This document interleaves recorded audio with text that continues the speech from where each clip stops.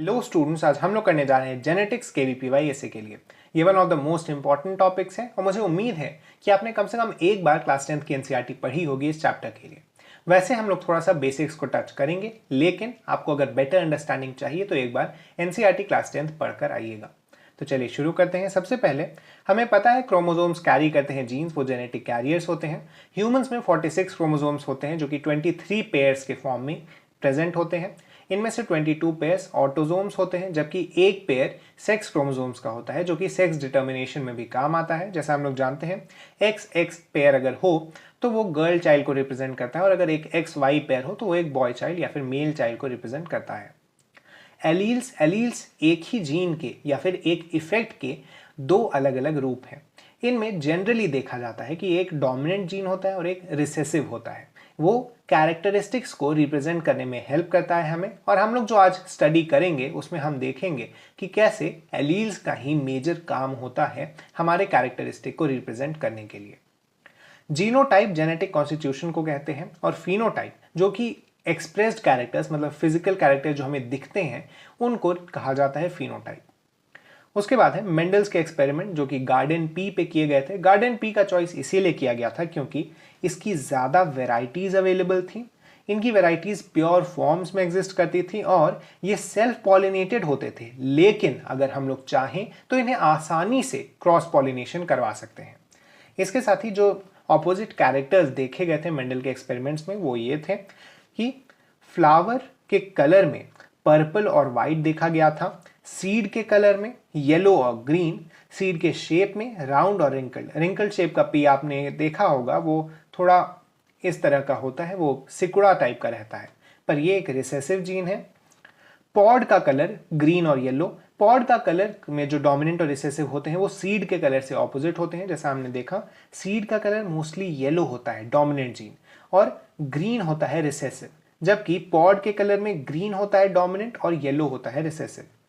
आगे हम लोग बढ़े तो पॉड का शेप इन्फ्लेटेड या कॉन्स्ट्रिक्टेड होता है। कॉन्स्ट्रिक्टेड पॉड आपने देखे होंगे कई, अगर आप मटर के दाने मटर के पॉड्स ले लें तो उनमें कुछ कंस्ट्रिक्टेड होते हैं, उनमें इस तरह से अंदर की तरफ ग्रूव्स बने होते हैं।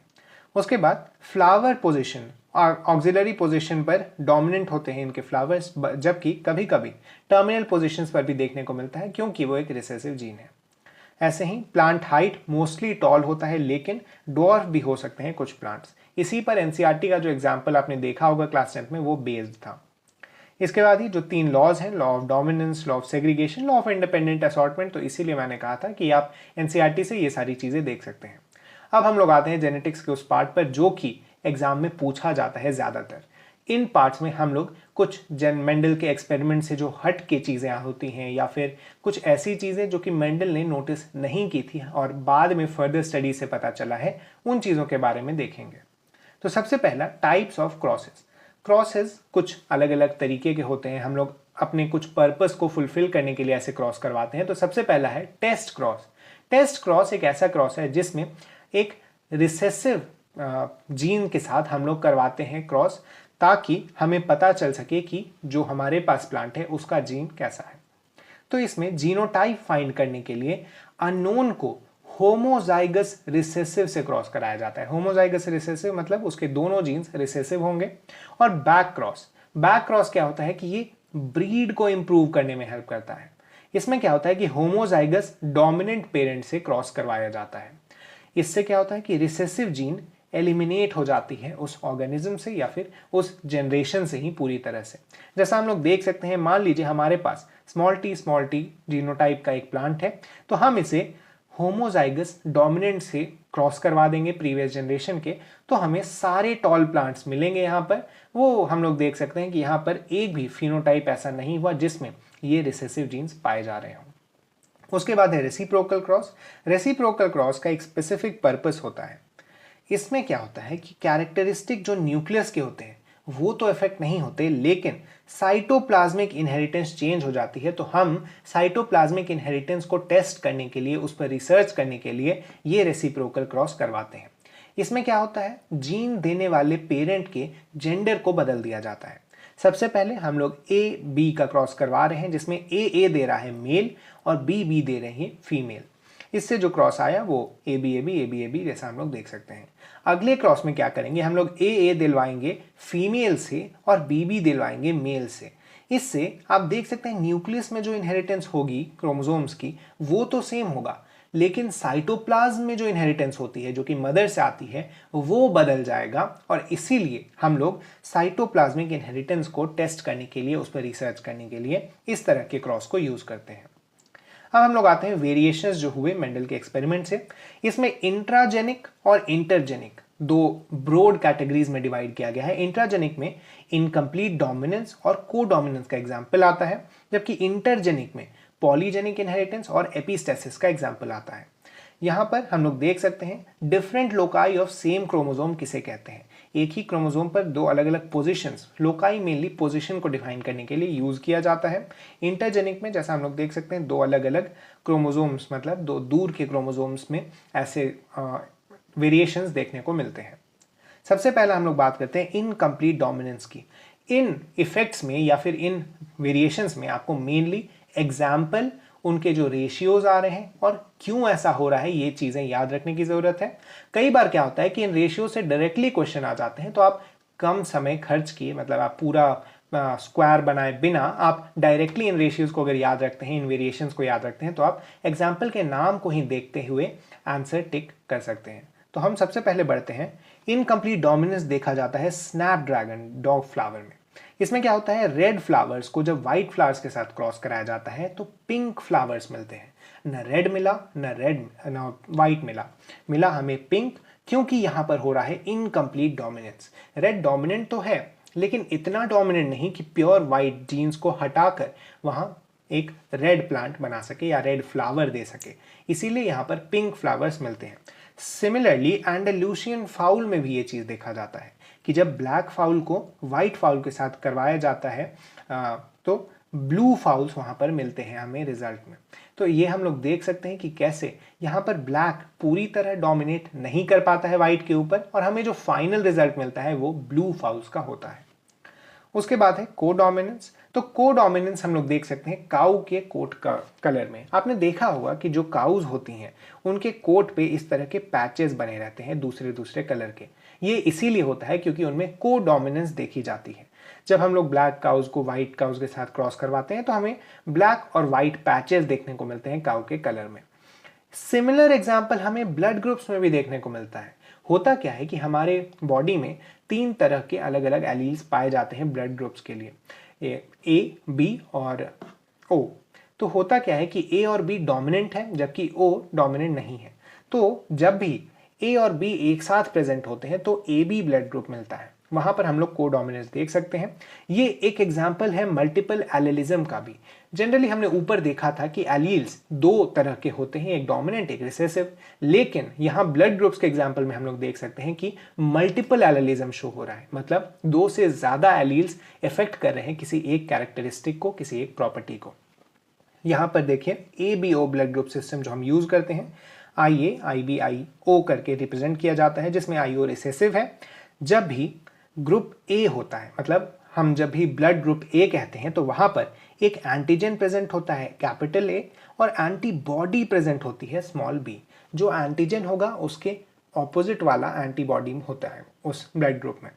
इसी में आप लोग थोड़ा डिटेल में पढ़ेंगे हम लोग सर्कुलेटरी सिस्टम वाले चैप्टर में, जब ब्लड क्रॉसेस करवाए जाते हैं या फिर फ्यूज करवाया जाता है या ब्लड डोनेट करने के बाद जब दूसरे बॉडी में डाला जाता है तो क्या क्या प्रॉब्लम्स आ सकती हैं ये एंटीजन और एंटीबॉडी होने के कारण। यहाँ पर 4 तरह के फिनोटाइप्स देखे जाते हैं, ए बी और ओ। ए कब देखा जाता है, जब दोनों डोमिनेंट IA हो या फिर एक डोमिनेंट IA और एक रिसेसिव IO हो। सिमिलरली बी में भी ऐसा AB देखा जाता है जब एक IA और एक IB मतलब दोनों डोमिनेंट हो जाए तो वहां पर कोडोमिनेंस के फॉर्म में ये AB ब्लड ग्रुप देखा जाता है। अगला है प्लेट्रोपी, जब एक जीन एक से ज्यादा कैरेक्टरिस्टिक्स को रिप्रेजेंट करे। यहाँ पर एक बहुत ही अच्छा एग्जाम्पल होता है सिकल सेल्ड अनीमिया का। इसमें क्या होता है, हीमोग्लोबिन का शेप बदल जाता है, मतलब स्ट्रक्चर बदल जाता है, लेकिन उसके साथ साथ RBC का भी शेप बदलता है। मतलब सिकल सेल अनीमिया में जब एक जीन ऐसा प्रेजेंट हो जो सिकल सेल अनीमिया कराए तो वो RBC के भी शेप को चेंज कर देता है और हीमोग्लोबिन के स्ट्रक्चर को भी चेंज कर देता है। तो इस तरह से हम लोग देख सकते हैं कि कैसे एक ही जीन दो कैरेक्टरिस्टिक्स को अफेक्ट कर रहा है। सिकल सेल इंडिविजुअल में एक और चीज देखी जाती है, ये एक ट्रिवियल इंफॉर्मेशन है, आप याद रख सकते हैं, एक इंटरेस्टिंग इंफॉर्मेशन है कि जो लोग को सिकल सेल एनीमिया होता है उन्हें मलेरिया नहीं होता। ये कई बार इसका एग्जाम्पल देखा गया है दुनिया में, और इसको एक आप अलग से इंफॉर्मेशन की तरह याद रख सकते हैं। उसके बाद है कॉम्प्लीमेंट्री जीन्स। कॉम्प्लीमेंट्री जीन्स का एग्जाम्पल है स्वीट पी।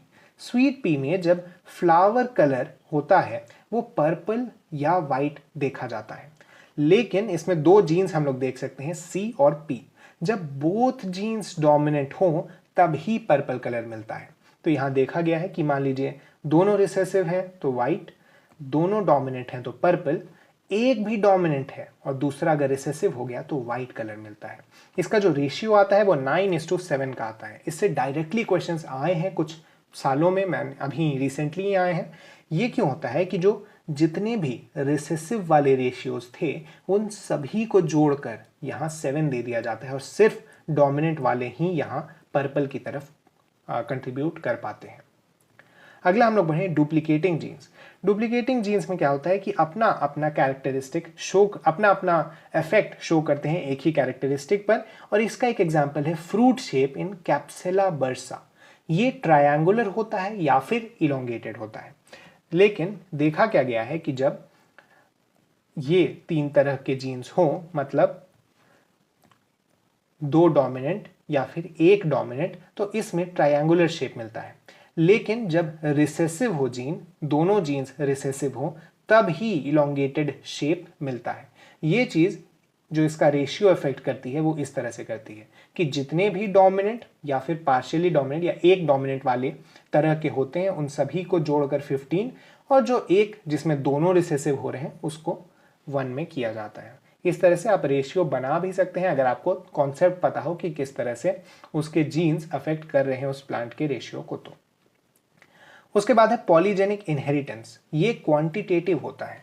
इसमें क्या होता है, हमारा जो स्किन कलर है वो अफेक्ट होता है जीन्स के नंबर से, मतलब कितने नंबर में जीन्स डोमिनेंट है हमारी बॉडी में, ये अफेक्ट करता है हमारे स्किन के कलर को।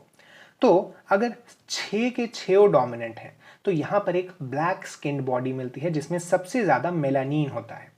अगर 3 डोमिनेंट है तो ये एक इंटरमीडिएट कलर देता है, और अगर 0 डोमिनेंट है तो यहाँ एल्बिनोज कलर मिलता है। यहाँ पर हम लोग देख सकते हैं 6 डोमिनेंट के लिए ब्लैक, 5 डोमिनेंट के लिए वेरी डार्क, 4 डोमिनेंट के लिए डार्क, 3 डोमिनेंट के लिए इंटरमीडिएट, 2 डोमिनेंट के लिए फेयर, 1 डोमिनेंट के लिए वेरी फेयर, और 0 डोमिनेंट के लिए एल्बिनोज कलर देखने को मिलता है। जो एकदम वाइट कलर होता है वो एल्बिनोज कलर उसे कहा जाता है। इसका रेशियो होता है 1:6:15:20:15:6:1। ये रेशियो आपको याद रखना चाहिए। होता क्या है, आप इसको इस तरह से लिख सकते हैं, मान लीजिए ए करके हम लोग बहुत सारे कॉलम्स बना लिए, वैसे ही बी बी करके ए बी करके हम लोग नीचे भी कॉलम्स बनाकर इसे अगर मल्टीप्लाई करने लगे तब हमें वहाँ पर नंबर ऑफ डोमिनेंट कलर्स मिलते हैं या फिर नंबर ऑफ डोमिनेंट जीन्स मिलते हैं। उसकी मदद से हम ये रेशियो निकाल पाते हैं। अगला हम लोग बढ़ते हैं सप्लीमेंट्री जीन्स की तरफ। तो एक जीन खुद को एक्सप्रेस करता है लेकिन दूसरे जीन में एक्सप्रेशन नहीं होता है। अगर दोनों डोमिनेंट हो जाए तो एक थर्ड वेराइटी ऑफ जीन्स, मतलब थर्ड वेराइटी ऑफ कैरेक्टरिस्टिक हमें मिलता है। तो ये देखने को मिलता है माइस के कोट कलर में। अगर ब्लैक हो जो कि एक्सप्रेसिव जीन है तो हमें ब्लैक मिल जाता है, लेकिन अगर एल्बिनो हो जिसमें एक्सप्रेशन नहीं है, अगर हमें दोनों डोमिनेंट मिल गया तो हमें अगौटी कलर मिलता है जिसे ग्रे गोल्डन कलर कह सकते हैं। इसका रेशियो होता है 9:3:4, जो कि 9:3:3:1 वाले रेशियो में मिलता है। ऐसा क्यों हो रहा है, तो आप देख सकते हैं 9 जब दोनों डोमिनेंट है तो यहाँ अगौटी कलर मिल रहा है, अगर ब्लैक डोमिनेंट है तो ये 3 मिल रहे हैं, अगर वाइट डोमिनेंट है या दोनों रिसेसिव, वाइट डोमिनेंट या दोनों रिसेसिव, तो हमें मिलाकर यहाँ पे 4 मिलता है इसका रेशियो। तो आप इस तरह से इसके रेशियो को निकाल सकते हैं। अगला हम लोग देखते हैं कोलैबोरेटर जीन। आपको यहाँ पर देखना है comb colour in fowls. Collaborator genes में क्या होता है कि इंडिपेंडेंट रिजल्ट शो करते हैं दोनों जीन्स। यहाँ पर हम लोग देखें कि अगर P डोमिनेंट हो, R रिसेसिव हो तो यहाँ P टाइप मिलेगा, अगर P रिसेसिव हो, R डोमिनेंट हो तो हमें रोज टाइप मिल रहा है। अगर दोनों डोमिनेंट हुए तो हमें वॉलनट कलर मिलता है, और अगर दोनों रिसेसिव हुए तो हमें सिंगल कलर मिलता है। तो इस तरह से आप देखें कि दोनों अपने अपने इफेक्ट शो कर रहे हैं। जब दोनों डोमिनेंट होते हैं तो हमें कोई अलग कलर मिल रहा है, जब एक डोमिनेंट होता है तो हमें कोई अलग कलर मिल रहा है। इसका इफेक्ट आपको याद रखना है, और इसका एग्जाम्पल भी आप याद रखें कि कॉम कलर इन फाउल्स में ये देखने को मिलता है। इसका जो रेशियो होता है वो नॉर्मल 9:3:3:1 वाला होता है। अगला हम लोग देखें न्यूमेरिक म्यूटेशंस जो देखने को मिलते हैं। म्यूटेशंस एक चेंज हो जाता है हमारे नंबर ऑफ क्रोमोसोम्स या नंबर ऑफ क्रोमोसोमल पेयर्स में। ये देखने को मिलता है यूप्लॉइडी के नाम से, पहला example. n number of cells, जैसा हम लोग जानते हैं हेप्लॉइड कहते हैं, 2n को डिप्लॉइड, 3n को ट्रिप्लॉइड। इसी तरह से पॉलीप्लॉइडी देखने को मिलता है। ये हम लोग वीट में जानबूझकर भी ऐसे म्यूटेशंस लाते हैं उनकी वेराइटीज को बेटर बनाने के लिए। एक इसमें देखने को मिलता है वेरिएशन एन्यूप्लॉइडी। इसमें क्या होता है कि +-1 या +-2 के इसमें चेंज कर जाता है। मतलब अगर 2n-1 है तो इसे मोनोसोमी कहेंगे। क्यों? क्योंकि बाकी मान लीजिए हम ह्यूमंस का एग्जांपल ले लेते हैं, तो बाकी 22 क्रोमोसोमल पेयर्स पूरे हैं, लेकिन एक कोई क्रोमोसोमल पेयर ऐसा होगा जिसमें सिर्फ एक प्रेजेंट होगा। तो यहाँ 2n-1 देखने को मिलता है, क्योंकि 2n अगर होता तो यहाँ एक और प्रेजेंट होता। सिमिलरली अगर इससे ये भी हटा दिया जाए, इससे अगर इस वाले को भी हटा दिया जाए तो ये खाली रह जाएगा, इसीलिए 2n-2 को हम लोग नलीसोमी कहते हैं।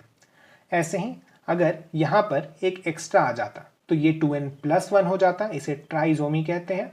और अगर इसमें एक और जोड़ दिया जाए तो ये टेट्राजोमी हो जाएगा, मतलब 4 एक ही में प्रेजेंट होने के कारण इसे टेट्राजोमी कहते हैं। क्रोमोसोमल डिसऑर्डर्स के कुछ स्पेसिफिक नाम हैं जिन्हें आपको याद रखना है। डाउन सिंड्रोम जब ट्राइसोमी हो जाती है 21st क्रोमोसोम में, तब होता है डाउन सिंड्रोम। इसमें मेंटल रिटार्डेशन देखने को मिलती है और ये एक ऑटोसोमल डिसीज है। अगला है क्लेनफिटर्स सिंड्रोम। ये सेक्स क्रोमोसोम्स में जब XXY हो जाते हैं तब देखने को मिलता है। इसमें मेल्स के बॉडी में फीमेल कंडीशंस शो होने लगते हैं। सिमिलरली टर्नर सिंड्रोम में क्या होता है, XO मतलब एक जीन गायब होता है। ये लोग स्टेराइल होते हैं, जो लोग इस कंडीशन से सफ़र कर रहे होते हैं, और इनमें सेकेंडरी सेक्सुअल कैरेक्टर्स का डेवलपमेंट नहीं होता, वो नॉर्मल नहीं हो पाते। उसके बाद है सिकल सेल अनीमिया, एक ऑटोसोमल डिजीज है जो कि मेल्स और फीमेल्स में इक्वल नंबर में होता है। तो टोटल 2 तरह के, मतलब टोटल नहीं, हम लोग कहेंगे अगर 2 तरह के ब्रॉडली हम लोग इस तरह के क्रोमोसोमल डिसीजेस को क्लासिफाई करते हैं। एक ऑटोसोमल जो कि ऑटोसोम्स में होता है, और एक सेक्स लिंक्ड जो कि सेक्स क्रोमोसोम से लिंक्ड होता है। जनरली X लिंक्ड देखा जाता है इन डिजीजेस को, लेकिन कुछ Y के भी एग्जाम्पल्स हैं, हम लोग उसके बारे में बाद में डिस्कशन करेंगे। सबसे पहला अगला हम लोग देखते हैं हीमोफीलिया। हीमोफीलिया जैसे मैंने आपको बताया X लिंक्ड है, ये मेनली मेल्स में देखा जाता है। इसमें क्या होता है कि अगर एक मदर है जिसको हीमोफीलिया की जो कैरियर है, मतलब एक X और एक X' है, तो उसके जो चिल्ड्रन होंगे उनका यहाँ पर हम लोग चार्ट बनाए हैं। अगर इसका Y इसका X मिलता है तब तो नॉर्मल चाइल्ड, अगर इसका X मिलता है तो नॉर्मल गर्ल चाइल्ड, इसका Y और इसका X' मिलता है तो एक डिजीज वाला चाइल्ड पैदा होता है। ऐसा क्यों होता है कि ये मेल लिंक्ड होते हैं, क्योंकि अगर ये X क्रोमोसोम से लिंक्ड है तो मेल्स में सिर्फ एक ही X क्रोमोसोम आता है जो कि उनकी मदर से आता है। अगर मदर एक कैरियर है तो उनके बच्चे को ये 100% होने का चांस होता है। हम लोग मतलब कह सकते हैं कि अगर उनके किसी चाइल्ड को ये होता है तो वो मेल्स को ही होगा, क्योंकि फीमेल्स को फादर से भी एक X क्रोमोसोम मिलता है, जो कि अगर फादर भी इन्फेक्टेड ना हो, फादर एक नॉर्मल हो, तो उस गर्ल चाइल्ड में होने के चांसेस नहीं है। वैसे ही हम लोग यहाँ देख सकते हैं कि एक कैरियर गर्ल चाइल्ड यहाँ पर बनेगी और एक डिजीज वाला मेल चाइल्ड यहाँ पर होता है। उसके बाद कुछ और एग्जाम्पल्स हैं। फिनाइल केटोनोरिया एक ऑटोसोमल रिसेसिव डिजीज है। आप बस इन्हें याद कर लें कि ये किस कैटेगरी में आते हैं, क्योंकि आपसे ये कैटेगरी पूछा जा सकता है, क्या ये X लिंक्ड है या फिर ये ऑटोसोमल है। तो आपको याद रखना है कि ये ऑटोसोमल रिसेसिव डिजीज है। वैसे ही सिस्टिक फाइब्रोसिस भी और थैलेसेमिया भी एक ऑटोसोमल रिसेसिव डिजीज है। अगला हम लोग देखते हैं कलर ब्लाइंडनेस। सिमिलरली जैसा हमने ऊपर देखा था वैसे ही कलर ब्लाइंडनेस भी X लिंक्ड डिजीज है, इसको डाल्टनिज्म भी कहते हैं। यहाँ पर आप देख सकते हैं कि अगर फादर कलर ब्लाइंड है और मदर नॉर्मल है तो उसके बाद जो चिल्ड्रन होंगे वो नॉर्मल होंगे, और अगर वो नॉर्मल से मैरी करते हैं, नॉर्मल के साथ अगर चाइल्ड प्रोड्यूस करते हैं, तो वहाँ पर 0% कलर ब्लाइंडनेस देखने को मिलती है। लेकिन अगर फादर नॉर्मल है और मदर कलर ब्लाइंड है तो उनका जो सन होगा वो कलर ब्लाइंड होगा। और अगर वो एक नॉर्मल से चाइल्ड प्रोड्यूस करता है तो वहाँ 50% ऑफ चाइल्ड कलर ब्लाइंड, मतलब गर्ल चाइल्ड कैरियर्स हो सकती हैं, क्योंकि गर्ल चाइल्ड तो कलर ब्लाइंड होंगी नहीं, तो गर्ल चाइल्ड कैरियर्स हो सकती हैं अगर नॉर्मल के साथ उन्होंने चाइल्ड प्रोड्यूस किया तो। वैसे हम लोग आगे देखते हैं, अगर एक टर्न ऑफ डीएनए में कुछ डेटा है यहाँ पर, आप इन एक्स्ट्रा इन्फॉर्मेशन को भी याद रख लें कि एक टर्न ऑफ डीएनए का जो लेंथ होता है वो 3.4 नैनोमीटर होता है। डीएनए को ट्रांसक्रिप्शन के थ्रू एमआरएनए में और एमआरएनए को ट्रांसलेशन के थ्रू प्रोटीन्स में कन्वर्ट किया जाता है। एमआरएनए का जो एम है वो मैसेंजर रिप्रेजेंट करता है टीआरएनए का टी ट्रांसफर को, और आरआरएनए का राइबोसोमल को रिप्रेजेंट करता है। ऐसे ही 64 टाइप्स ऑफ कोडॉन्स पाए जाते हैं। कोडॉन्स क्या होता है, एक तरह से हम लोग इन्हें, अगर आपने कंप्यूटर लिया है तो आप जानते हैं कि कोडिंग की जाती है वहाँ किसी भी प्रोग्राम को रन करने के लिए। सिमिलरली हमारे बॉडी में अलग अलग प्रोटीन्स के इंफॉर्मेशन को स्टोर करने के लिए, अलग अलग चीज़ों के इंफॉर्मेशन को स्टोर करने के लिए कोडॉन्स के रूप में स्टोर किया जाता है। कोडॉन्स में आपको मेनली जो चीज़ें याद रखनी है वो है ये हैं कि 64 टाइप्स ऑफ कोडॉन्स होते हैं और 3 कोडॉन्स स्टॉप कोडॉन्स होते हैं। इनमें यूएए, यूएजी और यूजीए होते हैं। आपने इनके बारे में पढ़ेंगे आप लोग, अगर बायोमोलिक्यूल्स वाले चैप्टर आप लोग थोड़ा डिटेल में पढ़ते हैं, वरना अगर आप पीसीएम स्टूडेंट हैं तो आप भी पढ़ेंगे क्लास 12 की केमिस्ट्री में थोड़ा सा इसके बारे में। अभी के लिए आप बस याद रख लें कि 3 तरह के कोडॉन्स को स्टॉप कोडॉन्स कहा जाता है। ये है यूएए, यूएजी और यूजीए। उसके बाद है लिंक जीन्स। लिंक जीन्स क्या होता है कि अगर किसी क्रोमोसोम पर 2 जीन्स काफ़ी क्लोजली हैं तो वो दोनों लिंक हो जाते हैं, उन दोनों का जो ट्रांसफ़र होता है वो एक ही जैसा होता है। इससे क्या होता है कि हम लोग कई सारे कैरेक्टरिस्टिक्स को यूज़ कर सकते हैं, जैसे अगर वीट गोल्डन है तो वीट अच्छा है, या फिर अगर कॉटन के बॉल्स बड़े बड़े हैं, फ्लफ़ी हैं, तो कॉटन भी अच्छा होगा। इस तरह से हम लोग लिंक क्रोमोसोम्स का यूज़ करते हैं अपने डे टू डे लाइफ में। एक है एसोसिएशन ऑफ एमआरएनए, जब बहुत सारे राइबोसोम्स के साथ होता है तो उसे पॉलीजोम कहा जाता है। आपको बस ये याद रखना है कि पॉलीजोम किसे कहते हैं। इसी के साथ ये चैप्टर खत्म हुआ। Thank you.